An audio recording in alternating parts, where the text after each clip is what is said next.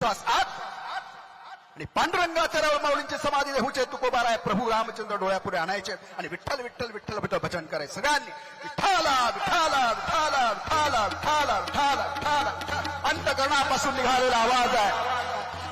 सगळ्यांनी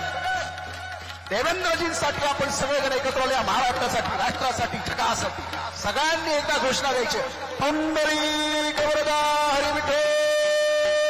श्री ज्ञानदेव पंढरीनाथ भगवान की माऊली ज्ञानेश्वर महाराज की जगद्गुरु तुकाराम महाराज की सब संतन की